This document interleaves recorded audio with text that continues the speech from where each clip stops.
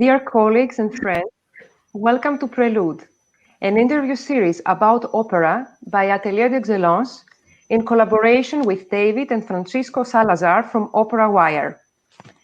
Today's episode is hosting opera's new leading man, or the most beautiful voice after Luciano Pavarotti, according to press and critics. French tenor, Mr. Benjamin Bernheim.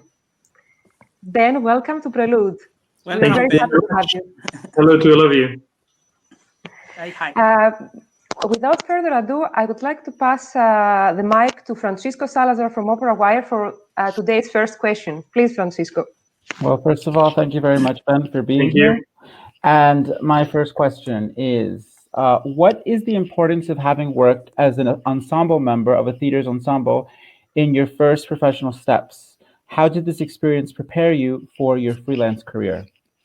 Well, it's not only to have been part of the ensemble in Zurich, but also having been part of the opera studio before. When I arrived in Zurich, it was the intendant was Alexander Pereira, and it was a time where I have to say the singer was king. In those times, I mean, it was amazing. After 1 week in the opera studio, I got to sing Messaggero in AdE with Giorgio Zancanaro on stage. I mean, it was like crazy for me because he was like the prince of the baritone of his generation. And then in 1 year in the opera studio, I got the chance to sing and to meet with great artists, people in the ensemble here or residents in Zurich, like Thomas Hampson or Cecilia Bartoli, Piotr Beczawa, who was there. And it was quite incredible here, just for the feeling to be in a place where so many things happen, knowing that Neil Chikov was coming maybe twice a season to sing something. It was, for me, in terms of the excitement, it was really, really amazing. And then being part of the ensemble was a bit more, I have to say, less incredible and more frustrating, because then you really have to accept that as a member of an ensemble that you're a tool. You belong to the opera house, you belong to a team. And I just learned that I was told what to sing. Mainly, I was singing smaller roles, not very. I cannot say that they were not interesting. They were interesting roles, but I was not in a position where I could really defend a piece or be on stage for a whole night. So I had to learn. And within these I think it was 3 years in the ensemble, 3 or 4 years in the ensemble, I just had the chance to sing with many great singers. So first my first impression was that I was lucky to observe. To be on stage with all these great singers and these great conductors, it was just an occasion, or many occasions for me, just to learn, to absorb, to drink what they say, and be always learning, well, what kind of artist do I want to be? Who do I want to become? Is my energy getting closer to that person, to be also part of conflicts? You know, in opera world, we are often part of big conflicts between a conductor and a singer, between a stage director and the intendant, or things like this. And also how people manage this. How did they still manage to be able to sing on stage, to be able to be great artists, knowing that there is always something not really nice going on. There is a conflict of something, not agreeing with the costume, not agreeing with the tempo of a conductor. I saw that from where I was looking up, seeing these big artists, and they had to deal with a lot of different parameters. And they were always, it's what I could see, all these great artists, whether it was Edita Gruberova, Neil Chikov, Jonas Kaufmann, Thomas Hampson, Cecilia Bartoli, René Fleming in Zurich, they always managed to give something very special on stage. Whatever was around, if there was conflicts, if it was snowing, if the weather was terrible or not, if they had personal problems. Once I saw that once the orchestra tunes up and the light go down in the auditorium, the opera begins, and there is nothing except being on stage, telling a story whatever is wrong in our lives or whatever is complicated in our everyday life. That's what I learned also from seeing great singers. It's just absorbing this energy, this professionalism, this how these singers, I was afraid of that when I saw that singers would come in Zurich to rehearse maybe 5 days. And for me, rehearsing 5 days for an opera was not enough. And I just saw they were able to remember the details of the staging, the details of when to pick up that rose and when to take that chair and when to sit and when to stand, because it was given in such a small amount of time. And I thought, wow, I don't think I could ever do that. Well, in the end, after I was able to do it, and I realized that I had the nerves, because it's a matter of nerve and how you organize your mind. But first, it was observing. Observing was extremely important, because when you're a member of an ensemble and singing small roles, the only thing that is expected from you is to sit, wait, and when it's your time, you just give not the best of what you can do. It's your time, and you have a 20-second slot of, I exist too, I can do something, I can sing. Yeah. What do you think of it? I don't know, because we are young. We also want a place there because it is a place under the sun. So that was the observation. And then being in an ensemble was also, again, as I said, frustration. Frustration because I was between 24 and 28 when I was in the ensemble. And it was frustrating because I saw a lot of, I'm going to be very honest here to tell you, because I saw a lot of young singers, younger than me, coming to sing better roles than me. And I was thinking, what am I doing wrong? Why am I not in their place? Or what do I do not right that I cannot get there? And with the time, I had all the answers to these questions, because they had a timing. They were there at this time. They did the audition. They did a competition. They were heard by the right person at the right place. And there they were. And they were defending a role on stage. And this is also what I learned, is that if my time has to come, it will come. But that's the big risk in this world, is that waiting for that moment, or those moments where it will be your time to catch the train, you just have to wait, and you have to be better, and you have to force yourself to go back to work, force yourself to be motivated.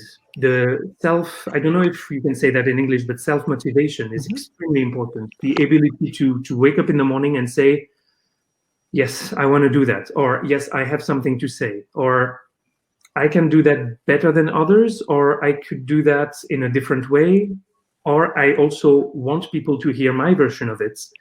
And for that, you have to wait for your time. And again, it's about timing. But being memorable, to come back to the main question, being member of the ensemble taught me that whether we are in an ensemble or freelancing, we are always part of a team, and we are all together. If there is one piece missing, if it's a small role, if we are doing Hoffmann and the role of Spallanzani is missing, I don't know how we can do it, because a part of the story cannot be told. So we are all together. And even though I had very small roles to defend, I always felt that I had the chance to at least tell a very little part of the story. It's interesting that you said about what you said about when you were 24 to 28, you were always talking about how you were thinking of, why do these people have these roles and I don't? And I know for a lot of singers and for a lot of artists, we tend to compare to other people, because some people get opportunities quicker than others, and you're wondering, what am I doing wrong? What am I doing? So I think that's really important, that you shouldn't compare yourself, and you should just continue to work. Well, I think we should not compare ourselves with the timing of the others, because it is not in our hands. First, our timing is not in our hands. The only thing that is in our hands is when we are ready, when we can, when there is an open window to make an audition. We cannot know before if it's the time or not. But comparing, when you're in an audience and you love opera and you go to see Bohème 6 or 7 different times with 6 or 7 different casts, comparison is what makes you go back to the opera. So we also, as artists, we compare ourselves, and I think it's totally normal that we compare ourselves, because we also see, well, that is my taste, that is not my taste, that it's something that I would do the same, or my God, I would love to be able to do that. These kind of things, that comparison should always be on the positive side of the comparison, not on the negative side, because of course we can always ask ourselves, but why did it happen to the others and not? And I see I'm in a position today with all the chances and all the opportunities I have, where hundreds of singers would like to be in my place and have exactly the same chances. And I cannot give them to anyone, but the only thing I can do is be as good as I can and better every time to make sure that I deserve to be where I am. Well, just to connect with that question, since we're talking about you being in an ensemble, you know, you've mentioned that you've been in the studio. There are so many young singers that they sometimes don't know where to start. What is your opinion in terms of being in the studio, doing a young artist program, masterclasses, competition?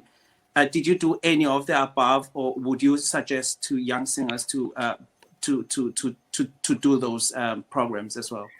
I would say that it's a matter of instinct, because I think when you're a young artist and you get out of a Hochschule or a conservatorium, it is very hard to know what to do. You have thousands of people giving you different opinions. You should do Zurich Opera Studio. You should do Munich Opera Studio. You should do Lindemann. You should do Adler. You should not do any young singer program because it's dangerous. You should not be in an ensemble because it's dangerous. I heard all of these. To be honest, when I was in the conservatory in Lausanne, because it's the French part of Switzerland and the French part of the world where there are no ensemble and nearly no opera studio, to me, the idea of going to the German part of the world, doing an opera studio and maybe being in an ensemble was impossible, because it was the enemy. Everything that we heard about it was an ensemble is dangerous, you're going to hurt your voice, you're never going to be able to choose what you sing. Well, there is truth in all of this too, because there are many ensembles and many singers that actually are stuck in an ensemble. That is totally possible. But in the other hand, there are also fantastic opportunities for young singers in ensemble and opera studio. I remember it was in Zurich that I saw a young singer, a tenor, who got the chance to sing a great role in Idomeneo. And he had like 1 week to prepare, and it was a fantastic opportunity for him. And these are the kind of things that you don't get much if you are in I have to say, in the French part of the world, where there are none of these opportunities. There are less performances, there are less productions done. The German part of the world, I have to say, yes, sounds a bit like a lot of different factories, that it goes on and on and on, and you have 5 different performances a week, and you don't even sort of give value to one of them because it's too much. But in the end, it's all these, these opportunities for singers that are very important. I did an opera studio 1 year, and then I did an ensemble for a few years. And to be honest, before that, I didn't think that I would do it. I accepted my offer to be member of the ensemble in Zurich at the last minute, because I was really doubting my ability to do it. So because I thought it was dangerous for my voice. I thought I would be given roles that I cannot sing or that are too hard. Mm-hmm. Then you asked me about competitions. Well, I did one competition. I did one competition only. I did Operawire, and I have to say, in a way, that was a huge disappointment for me, because I only got to the semifinals. I had no experience in competitions before, so I arrived there with a very stupid program. I took arias that are absolutely. I decided to show that I could do the most difficult things. That was very stupid. I mean, in my case, it was very because I arrived. I was in Guadalajara in Mexico, and I did a first good round, and the second round I knew when Placido Domingo told me what aria I had to sing. Said, okay, that's over for me. I didn't feel at all able to do it, and what happened? I sang it. I tried it because it's also part of it. I could have canceled and say no, I don't feel well. Well, I felt well enough to try. Yeah. I tried, and it didn't work, but in the end, it was a great thing for me, because I got the chance to be heard by many people in the jury. And it also calmed me down because it was a very, very important season for me, the year 2016, where I did debut at the Opéra de Paris, at La Scala di Milano, in the Osterfestspiele in Salzburg. And I just wanted it so much, Operalia, to be sort of the crownment of that year.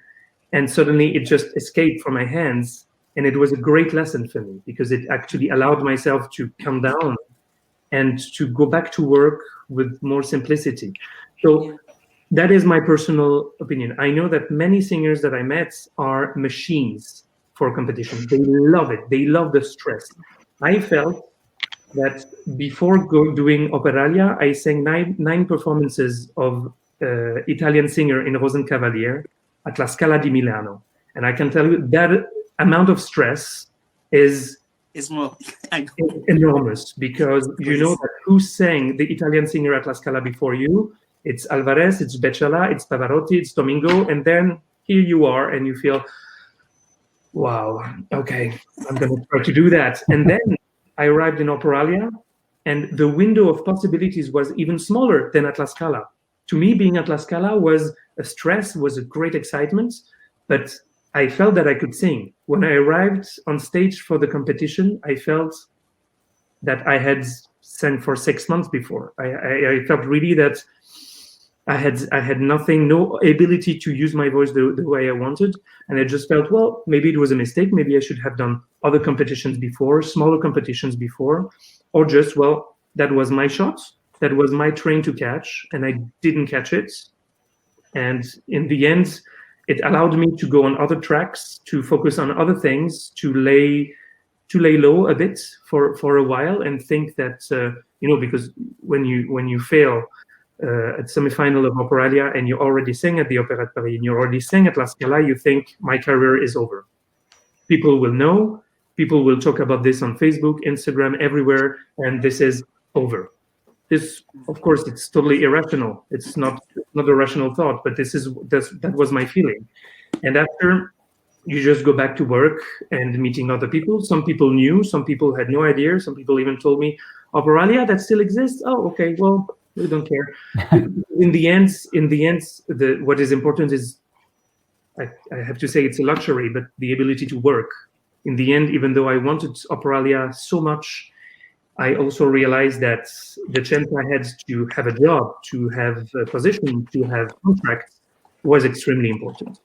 And so to come back to what you said, masterclasses also, I did masterclasses a long time ago. I had the chance to sing with Jaume Aragal from, what's his name, from Barcelona, but in Sabadell, next to Barcelona. It was the masterclasses that I did with him, but I was 18, 19, I was very young. And then I did the Accademia Verdiana in Busseto of Carlo Bergonzi. And that was, I have to say, amazing. Wow, Carlo Bergonzi. It was really something very special. And he was this old man who was still able to sing. I mean, he was saying, my voice now sounds like toilets, it's terrible. And he was singing. He said, because however it sounds, the most important is the fiato, is how you deal with your breathing. And yes, I have to say, it was quite ugly, but it was impressive that at 82 or 83 years old, he was able still to show to young singers how to use his breathing, how he still used the technique. That was really nice. But again, I think masterclass for me was more about, again, like being in the opera studio or ensemble. It was about drinking the experience. It was like, please give me something of you. You want a piece of them. To keep with you all your life. And I think masterclasses are important, but they are more information moments than things where you can really learn. But again, this is my experience. I am sure that thousands of people would say, I really learned something in a masterclass. So it's a very personal thing. And I didn't want to do too many masterclasses. I worked again with Aragal, with Bergonzi, but then after I didn't work much with other singers, I did a few masterclasses in my conservatory with Dale Busing, who's an American singer. And after that, I really mainly worked with my professor, and then I met colleagues on stage. And to be honest, the biggest professor I had in my life is the stage. Because the stage is you and the stage, and you're alone, and no one can help you. Not your professor, not your coach, not Carlo Bergonzi, not Maria Callas. No one can help you when you're on stage. You're just alone on stage telling a story to the audience. And this is where you, actually, for me, I built my technique, my mental technique, my ability to deal with stress. That is mainly what I learned from these younger years. Ben, at this point, I would like to ask you, would you advise younger artists to take every opportunity they have to sing on a stage, as you said, and not just in a studio with their coach? Let's tell them that they should take every little chance to do something, even in a summer festival, in a small house. Is it necessary, you think?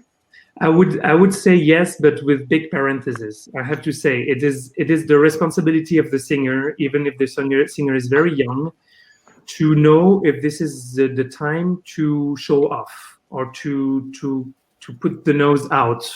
It's very difficult because in the end, we are never really ready. Never. I mean, if it was about being able to deal with the entire role of Rodolfo, I would say that maybe I would be ready in a few years, yet I've been singing Rodolfo for a few years. It's also about the stamina. It's also about the energy that we get from the stage, from the performance, that give us a lot of things that we don't get when we sing alone. When you sing for the first time in front of 5 people, it's already something.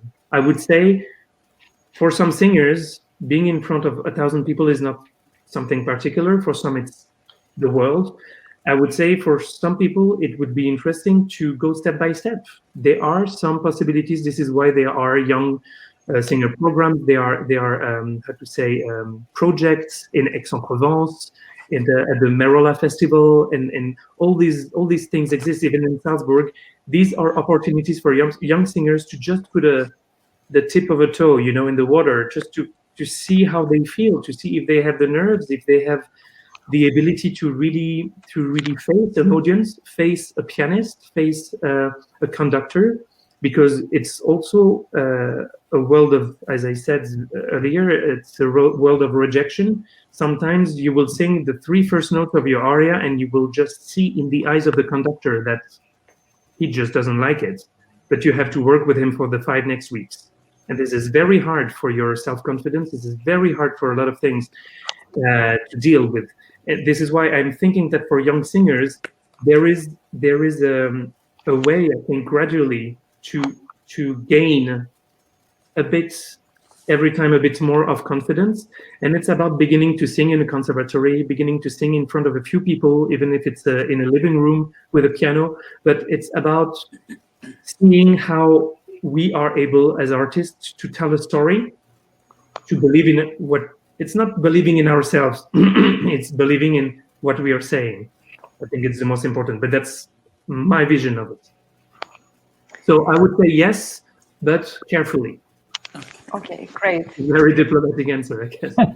Yes, indeed. Ben, as you are in your 30s, you have been characterized already by press as the opera world's new leading man, the new opera star, the most beautiful voice after Luciano Pavarotti, really great. Who said that? Süddeutsche Zeitung. And Forbes magazine. I mean, I read a lot, wonderful reviews, and you have performed on many of the greatest stages alongside renowned artists and received all these reviews. So does this recognition motivate you to aim higher and keep very high standards in your singing and career choices? Yes. And what are your goals for the future? Well, yes, well, at first it's an amazing feeling. I have to be honest. It's a great feeling to see that when I go on stage and I sing repertoire, the repertoire I want to sing, the lyric romantic repertoire, to see that it pleases the audience, it pleases the critic. It's very important because it's just to prove that people acknowledge your ability to defend roles, so that's very important.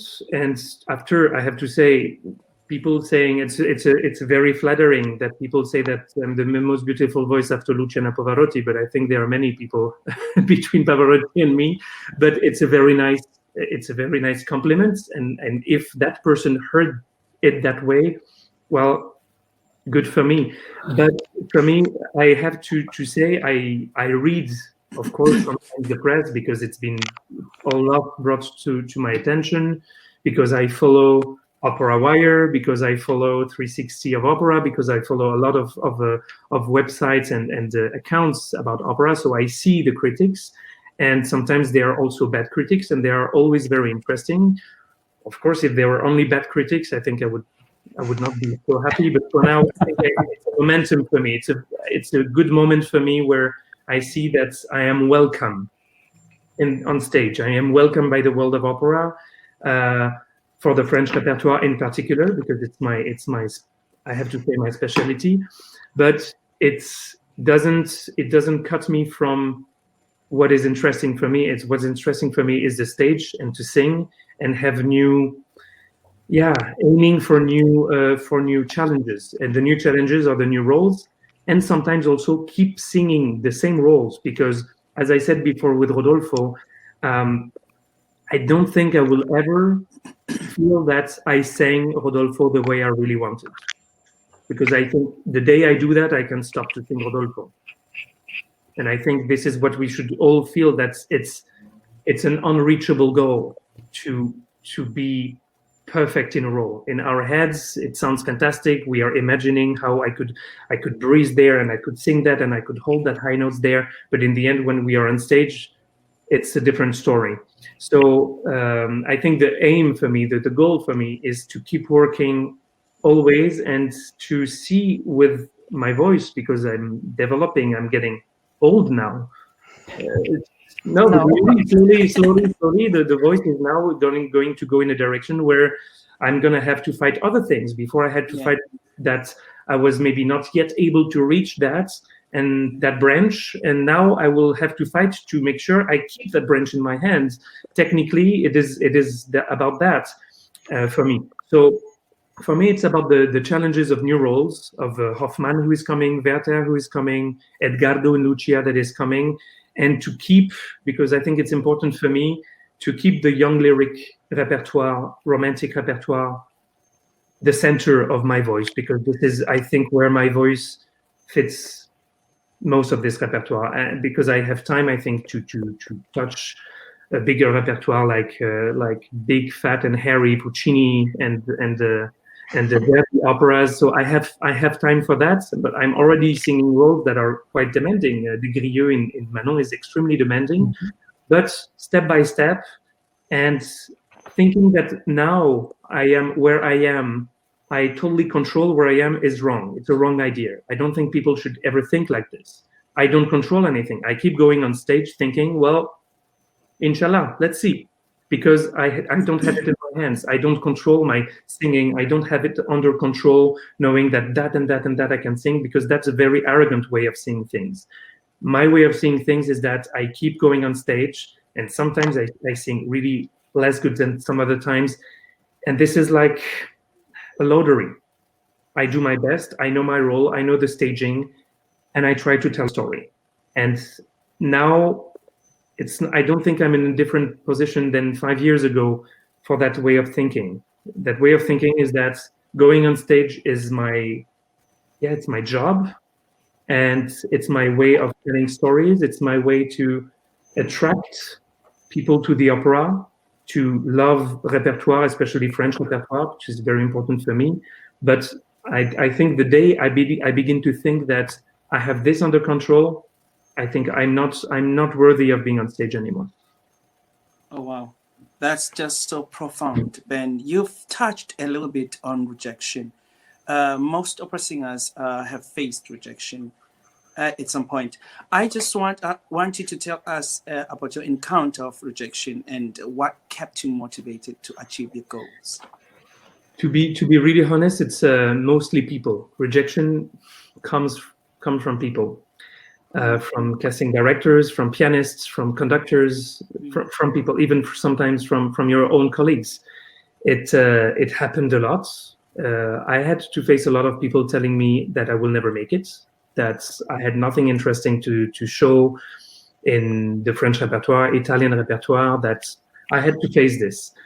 At the moment, I was angry, I was disappointed, I was really sometimes ready to stop singing. Actually, I did stop singing a few times. I did take breaks of 6 months twice and trying to do something else because I was sick of the proportions it was taking in my head, because we are all humans, we are not machines, and sometimes we need to take a break if we can. I had the opportunity to take 2 breaks, and because the proportions of this rejection was too big. And to be honest, I really began to work 100% on my voice, on my technique, on my investments in my job in the late 20s. Because before that, to be honest, I always kept sort of a distance with singing. I could sing, I liked singing, but I was afraid of it because this is a terrible job with a terrible truth in the end is when you're taken, it means that 20 people were rejected. And when you're rejected, it's because one person was chosen and not you. Mm-hmm. And that is a reality that's, I mean, I didn't hear that when I was in the conservatory.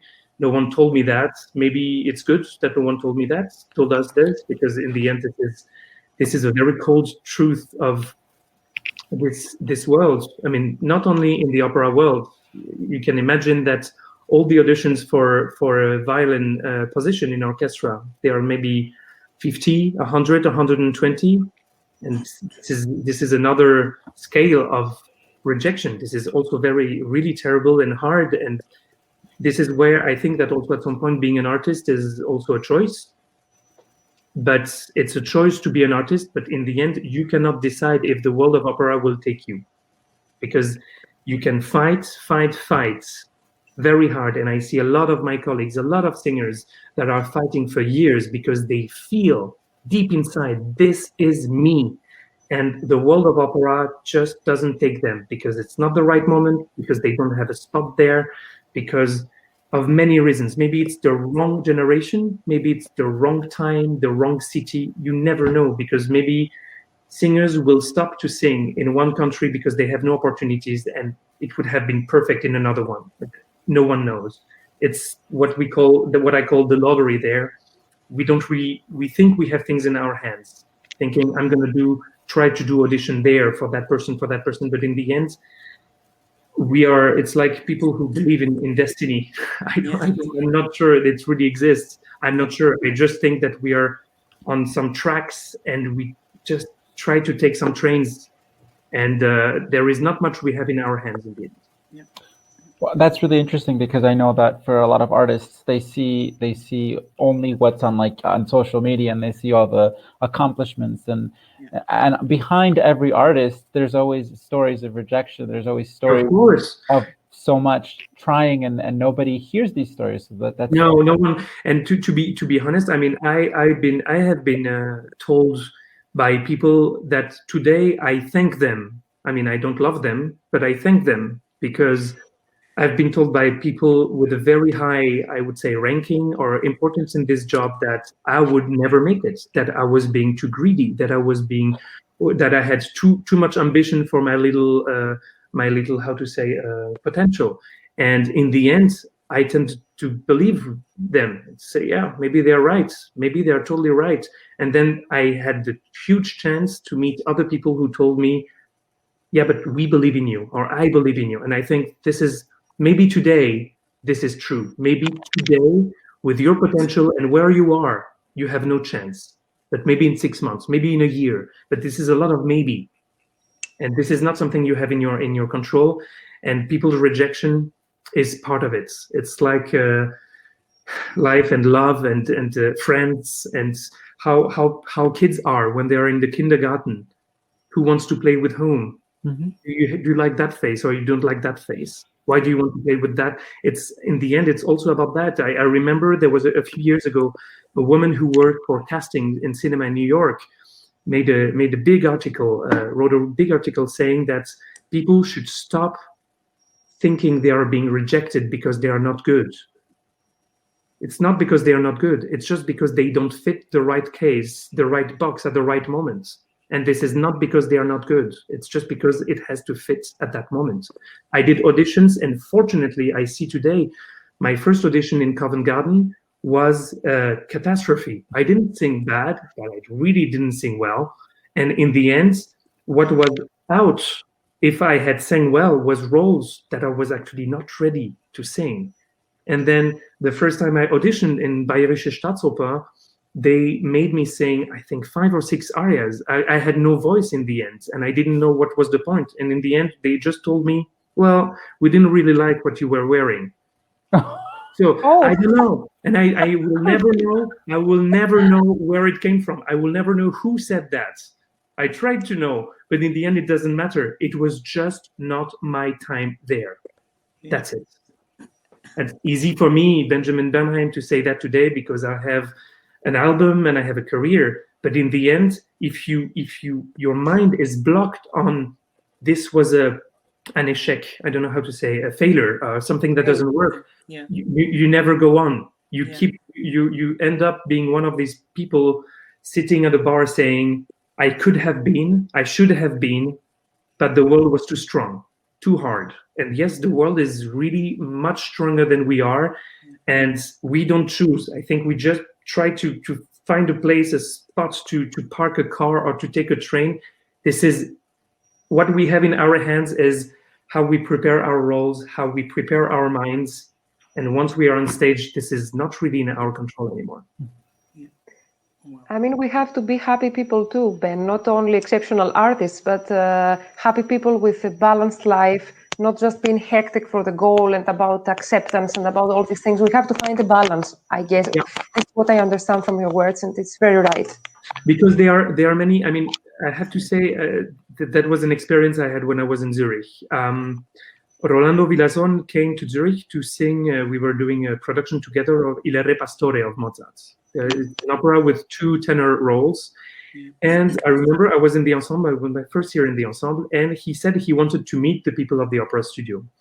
And I asked, me being member of the ensemble, if I could also come, because I was very curious.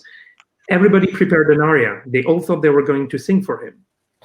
And they didn't, because he said, and it was from Rolando, it was a lesson of humility. For 2 hours, he said, for a master class, you need a master. I'm not a master. That was first like a big slap in our face, like, oh, wow, okay. And then he just spent 2 hours talking to us about his vision of the world, his vision of the world of opera, of how it works, how it worked for him, the failures, the success, the chance, the amazing chance he had. Same for me when he was offered a role and he had no real idea if he could sing it, but he said, okay, let's do it. And out of chance, out of timing, it just worked. And it was really impressive to see that, because then he told us about the story. He wanted to aim that, and he had another colleague who just wanted to aim for a position in an ensemble, have a family, have no problem, not having to travel, just singing on stage. That was enough. And that is very honorable. And everybody have to make we all have to make a choice of what we want. And in the end, it was in my hands. I could have stayed in the ensemble in Zurich, but I knew it was not going to make me happy. But it doesn't mean that the ensemble in Zurich or being in an ensemble doesn't make happy. It means that with my personality, it was just not a fit at that time. Next one is Francisco. Wow. You'd mentioned that you did your debut album in 2019. Tell me about the experience of having done that project. Compare that experience of working in a studio with that of a live performance, and what kind, and how does each of this fulfill you as an artist? Well, it was a very different experience than singing on stage. It was very new to me. Fortunately, my label, my team, organized for me a very sort of comfortable schedule, because I was really afraid of when I heard so many of my colleagues saying, "Oh, I just recorded my new album," and I said, "How long?" And said, "Oh, yeah, 3 days." Like, and to me it was like, no, it's impossible. And I asked really my label. I said, I don't think I can sing all these arias in 3 days. It's gonna kill me. And they said, no, but every recording is a different story, has a different mark, has a different way of existing. So what was very hard for me is that I don't like my voice, and I don't like the sound of my voice when it's been recorded.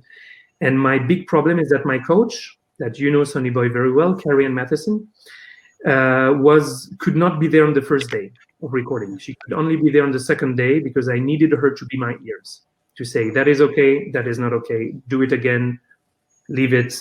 Very important. Fortunately, I had a great conductor, Emmanuel Villaume, who had a great experience with recording, and who told me the day before, he said, there is something you need to know, Ben, is that there are a few key moments in a recording where you need to turn the page.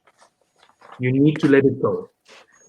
And this is exactly what I did not do the first day, is that I did not let it go. I recorded 2 arias, Lenski and the first aria of Desgrieux, En fermant les yeux. And that was a nightmare. That was a nightmare because every time I would leave with Emmanuel to go in the room to listen to it, I thought I wanted to take my stuff and leave because I thought this is horrible. This is really horrible. I don't have the level. I don't have the level to be with Deutsche Grammophon or anything. It was terrible for me. Of course, it was raw version. It was a take from the microphone. It was not, they didn't work on it, but still for me, it was, I have no place here. So I had to force myself after an hour and a half to stop trying to do the perfect Lenski aria, to turn the page, try to recover what was left of my voice, and try to sing Desgrieux, which happened. And then the second day, it was, fortunately for me, Carrie Ann arrived and was able to, to channel my energies and be able to help me there, because that was a big challenge for me. Is if I had to trust my ears, I would have run far away after 10 minutes. But this is how it's very different, because live performance, what I like in live performance is that once the performance is done, or even once you sing something, it's already over. There is no way to come back to it and correct it. With recording, it's only about that. You can always correct, re-record something, and that was the difficulty for me. It was to be at peace with the fact that it was not going to be the perfect version that I had in my head, and to just live with it. Yeah. And what I like more about live performance is that once the curtain is down, I can just say, well, that's done. Now go to the next performance, because there is nothing I can do about it. I even try most of the time. It's not that I try. When people come to me and say, oh, you know, on the second act you did this and it was either extraordinary or that it was not good, or what, I just try to I say, I'm sorry, there is nothing I can do about it anymore. Because at that moment, I tried to do my best with what I had of energy, of breathing, of whatever. And this is the magic of live performance. This is what I really, really enjoy. And for me, doing recording an album was not traumatic, but it was very hard psychologically, because really it's a total different exercise. Also, what about the presence of people being with you in the same room? Isn't it very different to interact with people than being in a studio alone? I think it's very different. No, I was not in the studio alone. I was in the with the orchestra in Prague. So it was I was surrounded by the orchestra, and I had some people. My manager was there, my PR was there, Olivia. She was taking care of the content for Instagram and Facebook. She's great, by the way. She's fantastic, but unfortunately she was there, because if I had to do that on top, I think yeah. So I have to say, it was sometimes it was hard, because I knew that everything that I was singing was like recorded, and the feeling of, especially the day I said okay to the final version of it, was like, from today and forever, as long as discs and recording exists, it will exist. This version will exist, and it will be the final version of my first album, and I have to sleep with that and live with that. Yeah. And I have to be able to be at peace with that. That was a difficult moment where I just wanted to hide somewhere and say, can someone take the decision for me, please? Because it's really a bit too but again, this is a luxury thing. And then I realized, wow, I can make a recording with Deutsche Grammophon, and I got to sing the arias I wanted. I could choose. And then you see the big picture and you think, it's the risk I take. When I go on stage and I sing in front of 2,000 people, I take a risk that they don't like me. Well, it's the same with an album. I recorded it and I gave my okay for the final version of it, and how people like it or don't. What's interesting about doing a recording is that you can look back at that recording in 10 years and you can actually listen to the way that you perform that aria and how you perform it 10 years later and see how you've also grown as an artist as well. Yeah, this is interesting already today, because actually how I sang Duca di Mantova after, or how I sang Faust and Des Grieux after, was very interesting, because things already changed. Things that the experience of the album was a picture of that moment in my career. And that's it. And it's over. It's in the past, and there is nothing I can do about it anymore. Yeah. Wow. Ben, you've already mentioned the most amazing coach on earth, Kerian. What is the importance? Because we are surrounded by a young group of singers that sometimes they get confused with in terms of having a teacher or a coach. What is the importance of having a coach or a teacher? Do you always have somebody there with you to just kind of like guide you and help you whenever you feel like, okay, now I'm not comfortable? What do you think a good ear for yourself? And what advice can you say about that to the young singers that we have? Yeah, this is so personal, and it's just belong to all of us to make this decision. My professor, my unique professor, was Gary McBee. I met him in Lausanne, and he left, I think now almost 8 or 9 years ago. He went back to Maine, in the US, and he was my professor in Lausanne, and I worked with him only. And when he left, I just asked a few people around me, what should I do? And everybody told me, oh, you need a professor. You must have a professor. You must have someone. And I did try to go to see some professors. Some were very nice people, but most of them gave me the same speech. I said, okay, let's go from scratch. And let's go from scratch is I have no time to go from scratch, because I have to sing tomorrow on stage. Yes. I have no time to. I can relate. No. Like you're a tennis player, you have to play the US Open tomorrow, and your physiotherapist said, okay, let's go from the basic movement. I said, no, I need to win my game tomorrow. And that's the same thing. I had no time and patience to go there, because I needed to go from where I was. But you can still learn anytime. Even the best singer, even the best tenor, the best soprano can always learn, even at the top of the career. So what I saw is that I had no patience it's not about no patience, but I could not get along. I could not cope with the speech. Let's go back from the beginning, or let's go back to the basics, because I thought that it was too late for that. If I had to correct things, I had to correct the things that I could correct today. And so Gary and me, we stopped working, 8 or 9 years ago. I worked with a few professors, 2-3 times, didn't work. And this is basically when I decided to take my technique in my hands, because in the end, I am the only one who is responsible for it when I'm on stage. Not a professor. I could not put it on any professor that I cracked a high note, that I couldn't sing that role or whatever. It's my decision.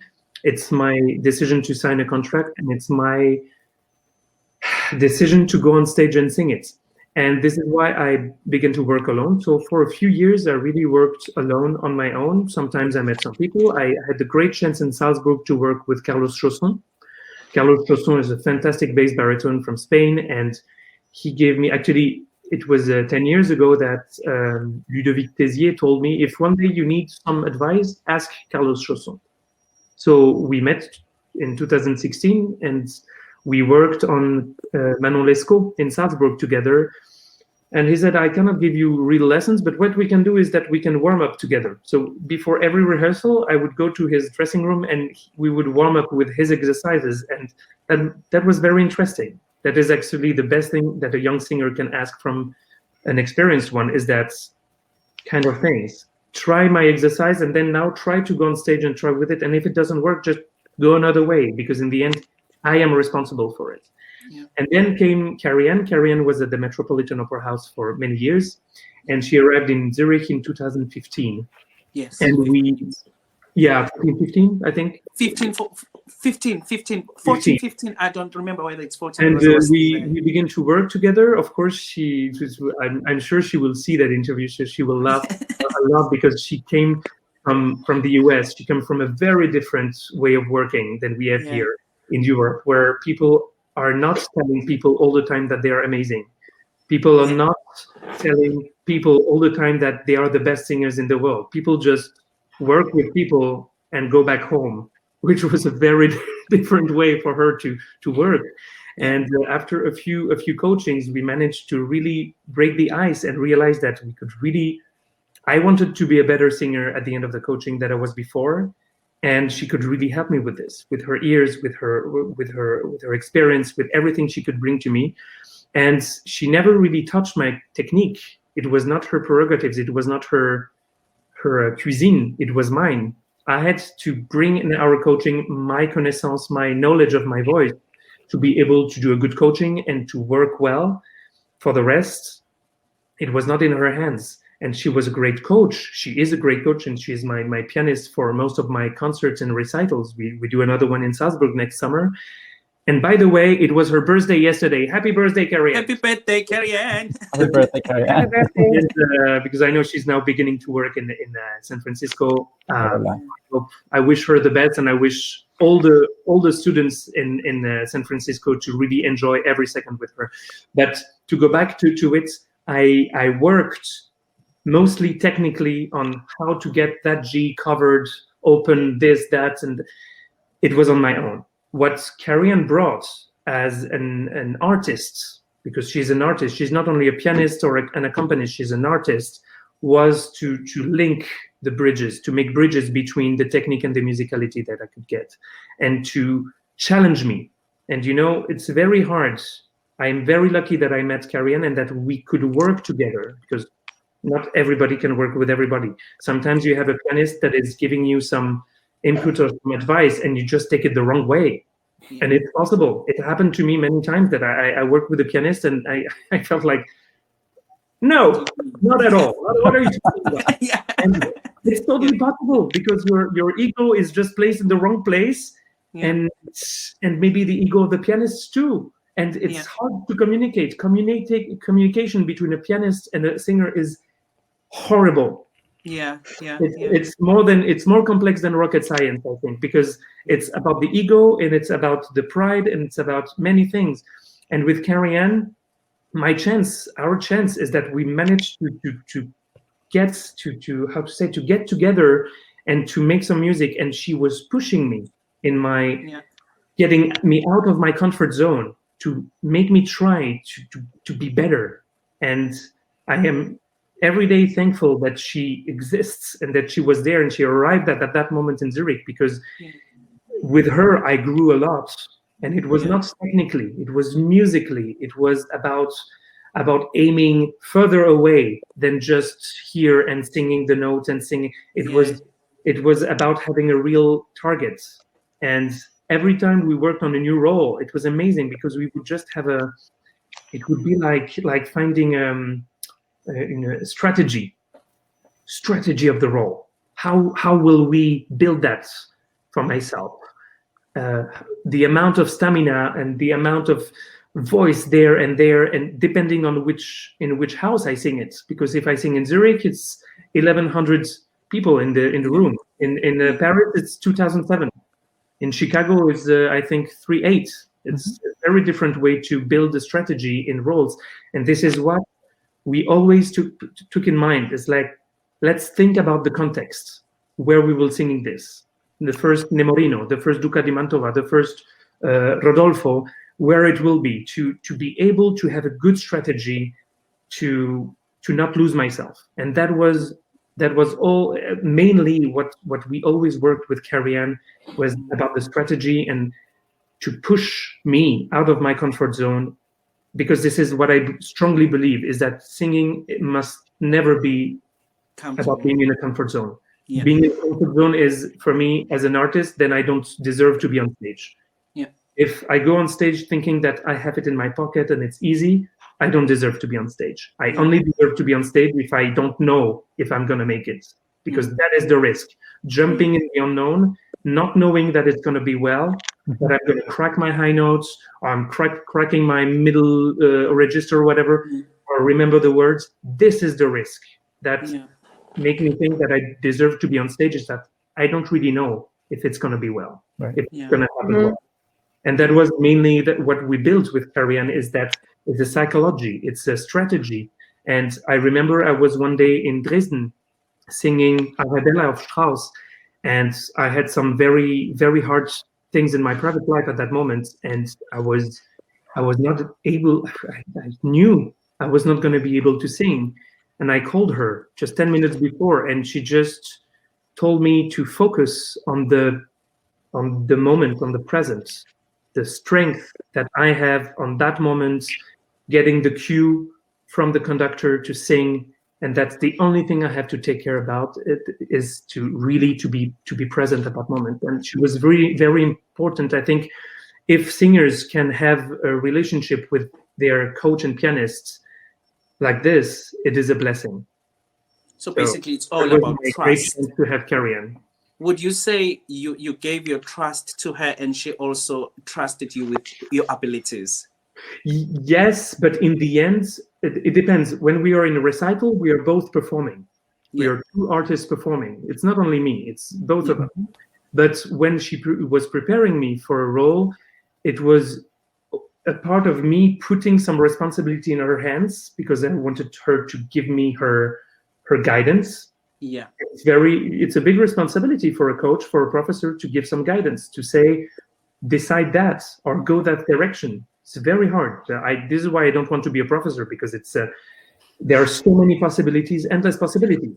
And for that, I have to say, Karian had she had the great words, the good words. She had the good vocabulary. This is the word I was trying to find before, is that finding a good relationship between a pianist and a singer is about finding the good vocabulary.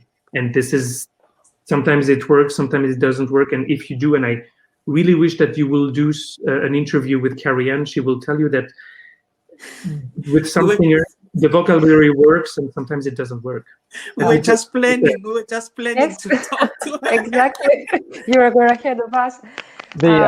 I just wanted to. I also feel like it has to do with chemistry as well. You need to be able to understand musically each other, because if you don't understand musically each other, then it doesn't work either. I would put in French we say a bémol in this, because yes, you have to be able to work together, but I don't think that people should be always agreeing with each other. Right. If you see what I mean, because yes, of course. Karian and I from the beginning, or Gary, my professor, and I from the beginning had the same opinion, we would never really go somewhere. The fact that she was able to take me out of my comfort zone, and I let her do that, was the result also of us being able to trust each other, because actually we did not really have always the same view, perspective, whether it was a glissando in the music, or cutting a note like this, or breathing at that moment. Sometimes I was not agreeing, but my perspective on working with someone is that saying no is not helping anyone, but saying I'm going to try. And sometimes, a lot of times, Karian told me, and this is what is important from the mouth of a coach, to say, okay, you know what, I was wrong. It was not what I tried. I thought of something, but I was wrong. And sometimes it comes from me. But being able to say, I'm going to try, or let me give you 3 or 4 different versions of that phrase, and let's see what you prefer. Because it's about that also. Having a lot of tools, having a lot of possibilities, not only one version. And this is very important. With Karian, we could really develop that. We sang maybe 6 or 7 times Les Nuits d'été of Berlioz, and every time it was different. And I think it's very rich as an experience, is to know that if it's going to be the same time all the time, the same thing all the time, the same way, the same version, it's boring. But knowing that we can surprise each other, that we can catch up with each other, and that even in a coaching, when we did something already 60 or 100 times, we can still surprise each other, and we can still push each other in our, out of our comfort zones. Does that answer a bit the question? Yeah, that was really brilliant. My God, you have a very good way of explaining things. You're I try. And really and honest, which is so important because so many singers need to hear, young singers need to hear such things. Cool. Maria. Sunny Boy, you mentioned young singers, which are our audience, most of them today. So most of these young singers are looking for representation, artistic representation. And there is a perception that the artists select the agent and go sing for him. And there is another perception that agents select artists. So how did you find your own agent? And how does eventually somebody finds the agent that will propel his or her career into the right repertoire and right houses? I'm gonna be very honest, and I'm gonna take some risks now because some people know which agents I've been before. But I changed many times agencies, and I have to say, it was hard decisions because it's really breaking up with someone, breaking up with the trust, breaking up with a relationship. It's really hard, but I had to change because I didn't find my place there. And I've been lucky to be represented by amazing managers. My first management was here in Zurich. He was a great agent. He's still a great agent. And at some point we needed to separate. I needed to go because it was not working for me anymore. And then I have been with an agent in Germany who is a great, renowned, and highly respected gentleman who was fantastic because he was honest with me from the beginning. And he was, even when he could not do something for me, even when he could not open doors for me, he would say, I am limited. I am not a living God. I cannot do everything. And I tried, I knocked at that door for you. And it's not because my name is X that I can open that door for you. And that was very important for me to see that some agents, some managers are able really to be, I'm sorry to say, no BS with the artists. By trying to, but you blah, blah, blah, blah, blah. No, just with him, it was fantastic with that. The limitation with him, and he knows, and we know, is that I was blocked in a certain repertoire, and I could not sing Italian, I could not sing French, and this is exactly what I wanted to sing. And at some point, even today, when we are meeting, because he represents a lot of artists that I sing with, we are always having a great conversation. We are very happy to see each other because he is part of who opened doors to me. And then I moved to a big agency in the UK, and that was fantastic because it was a big family, a big team with the organization there was amazing, and they opened amazing doors for me. They opened the Met, the Metropolitan. The audition for the Met was them. Berlin, Vienna. It was all them. In the end, it was a moment for me where I felt that I needed a different vision, and I needed someone to be a bit more protective to me. And now, you just have to go on Operawire to know who is my agent today. So I won't name anyone, but everybody knows who is my agent. And today he's the agent and the manager. I always tell him when he calls me on the phone that he's my manager at the time. Because, things go so fast in this crazy business that, and we are always laughing at the fact that, are we still working together? Oh, yeah. It's a running joke because it's true that singers tend to switch to go to another agency. Well, between him and I, it's a joke, and we like this. But he is the right person for me now that is just defending my interest and is very, very strong because I need someone like this. And also, even though I love working with him, I also miss my former managements because they had all something very special to bring to me, and they are part. All of you can know who were my former managers. It was Germinal Hilbert, it was Ascanas Holt, it was Balmer and Dixon in Zurich, and they were all great in their own way, and they helped me to be where I am today. It's not only because I am with Alan Green today, it's because I've been with all of them that I am where I am today. And it's not because I left this agency or this agency that they were bad agencies. No. We Oh, wow, you're understand. touching a About very growing, sensitive. about moving. So again, this is my experience about managers, and it's good and bad experience, because it's when you break up with someone, it's hard. It's not easy, but again, it's about finding the person that fits. I don't want to give too many bad ideas to young singers, like finding a manager is not a market. It's not a market. You should not go there and go there and go there, but you should be able, and it's very hard, to find the right person that fits your personality, your needs. Of some singers, like I met one of my colleagues in Munich a month ago, who told me, I like to be in touch with opera directors. I like to be in touch with the people who are hiring me, to tell them what I want to sing, to choose. It is less my perception. I like to put that in the hands of my manager. But we are all different in this. So first you need to know if you're going with a manager who is going to take everything in his hands, or if you're going to a manager that is going to be more like accompanying you. This is a question, and you cannot know before you try. Also, I see a lot of young singers telling me, but I don't know, should I go there or not? The decision is in their hands, not in the people around. Can make a lot of noise. Yeah. Don't go with him, don't go with her, it's horrible, it's gonna, you never know.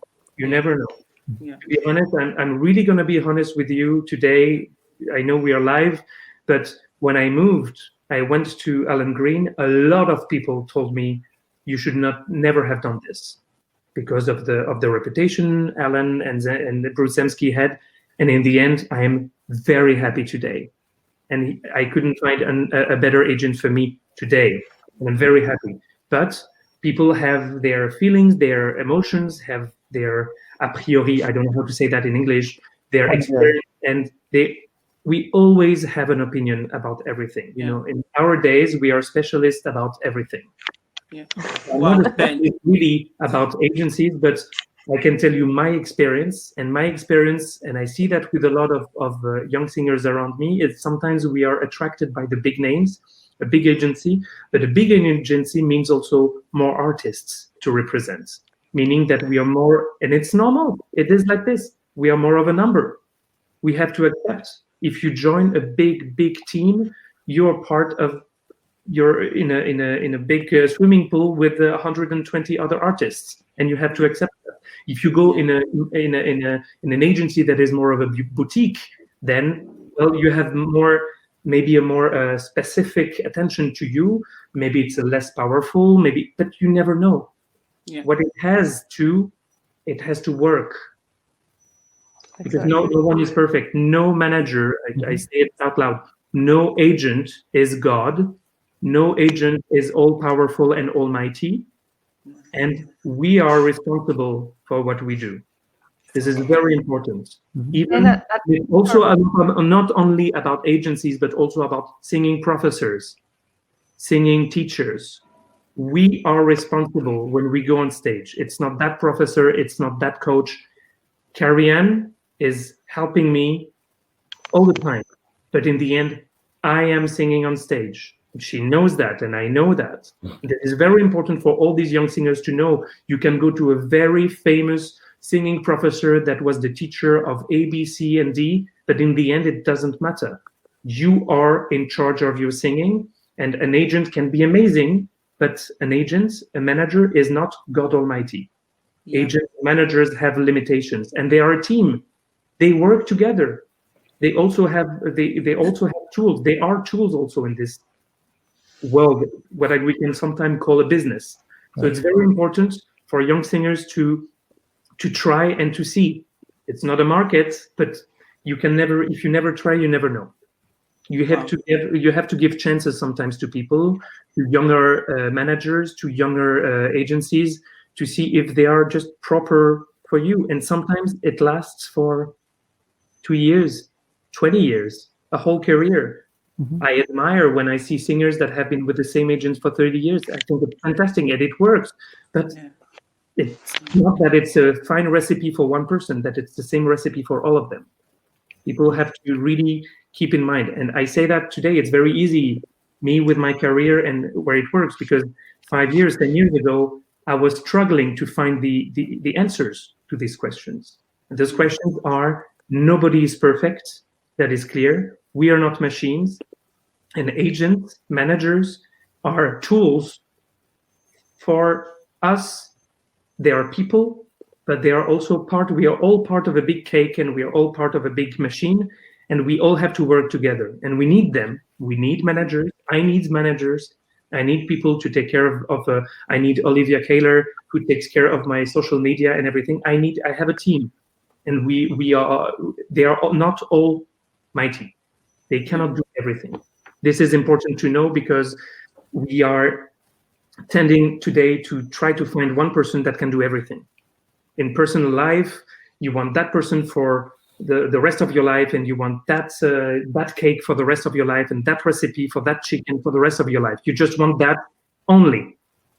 And that wine is but in the end, the world is big, and we have endless possibilities and endless choices, and we have to be responsible for our voices. And in the end, a manager can give a lot of advice and opinions, and can say you should do that and you should not do that. I had to struggle with that. I had to fight one of my agents to say, I don't want to do that. I know this is dangerous for me. And it was a big fight, and it was a big struggle, because I felt that I was betraying him. But I was not. I just needed to be followed by my manager at that moment for that. And that's a very difficult decision to take. Yeah, well, Ben, I just want to say, really, it takes a bigger person to be so honest and so vulnerable. You mentioning all your big managers and acknowledging that they are a reason why you're here, where you are today. So for me, that means that if you are separating with the management, it doesn't mean that then you should become enemies. No. What is so beautiful is that you kept the relationship with them, and you still acknowledge their presence and their help within your career. This is really uplifting for young singers. And their importance. Yeah. Because maybe they would have been the perfect managers for me in 10 years or 5 years before. That again is all about timing. And it's not their responsibility if they took you, this artist or this other artist, in the wrong timing. They took me with the right timing. I was very lucky. I was extremely lucky to work with Germinal Hilbert, who really opened a lot of doors. He was a great gentleman. He is a great gentleman, and he is one of the agents in the world of opera that I respect the most. And it doesn't mean that he's my agent today. It means that I respect him a lot, and we have to acknowledge that there are people we love and we respect that are not in our team. And that's it. That's really something. I think there shouldn't be a need to have so much taboo about this. We all know, because we all talk to each other. We all meet in canteens of opera house, and we share gossips about everything and who is with whom. In the end, I think it's important that people just be able to talk and to say, this is my feeling, and I'm very lucky, or I feel very unlucky, I feel betrayed, and this is part of it. Feeling betrayed, feeling rejected is part of this world. First, it's part of the entire world, and also it's part of the world of opera. And if you want, I say to a lot of all the singers who are listening, if you want a safe job, this is not it. If you want a safe position, that is not it. If you want the insurance that people will look at you and admire you and love you all the time, this is not it, because everybody gets old. Everybody has a bad night. Everybody has a crisis. I have too. We all do. And this is a thing. There is no insurance to find the perfect solution, the perfect manager, the perfect technique. It's only adjustments all the time. This is my belief again. Wow. Amazing. Amazing. No magic recipe for opera. No magic recipe. Yeah. Unfortunately, time passes quickly. And as we go to the end of this wonderful conversation with you today, we know that you're very concerned about your colleagues and the artistic community. So our next question has to do with your opinion about the impact of the pandemic on the future of the opera business. And what is your suggestion about ways that artists could find to support each other, and tactics that opera companies can use in order to gradually bring audiences back to them when it's safe to do so? Well, I don't have the knowledge of when we will be able to go back to sing, and when the audience can be allowed to be back in the opera houses. I hope the soonest, as soon as possible. But I really think that it will be, first, for some people, it will be the feeling of meeting again for the first time in many years. And I can tell you, when I did La Traviata in Bordeaux in September 20, it was 6 months after the first wave, and it felt like it was the end of a war. We were so happy. We were just smiling all the time. We were so happy to be lucky to be on stage and work together and sing. That was amazing. I think it will be the case again when we'll be able to be on stage again.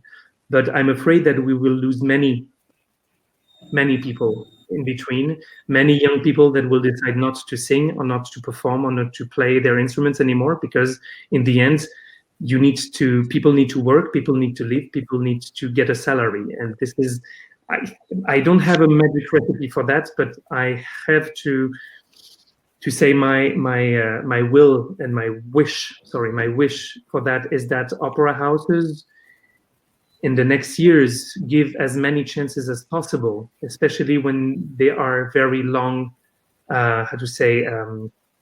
when there are longer duration of many performances in a row, maybe to think that, yes, it's great to have this great cast with great singers, but maybe we also have to give more chances to people who don't have jobs or have less jobs, because we need to all support each other. And let's not forget that, as for football, the opera world is 90% in Europe, even though people play football everywhere in the world, but the opera world is mainly in Europe.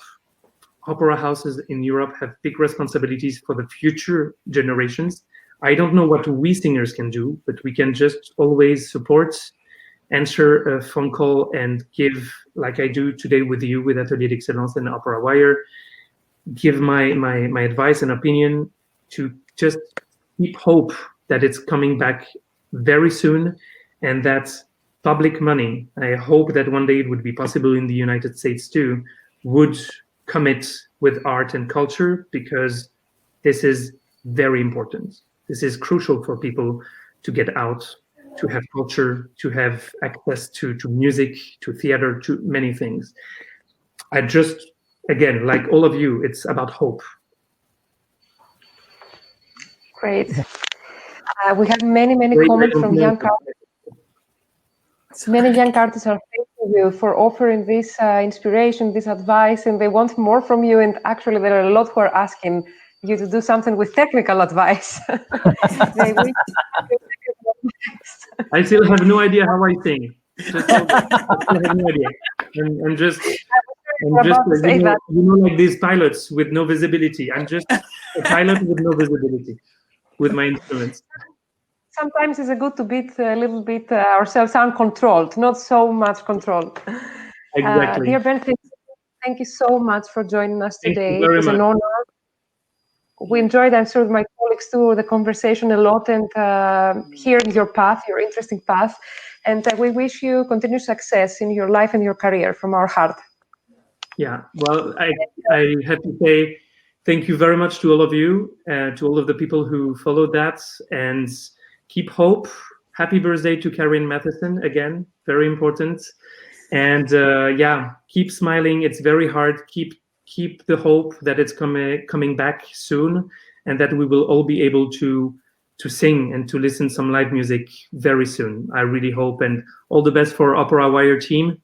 Thank you. Hope everything will be back to normal ASAP.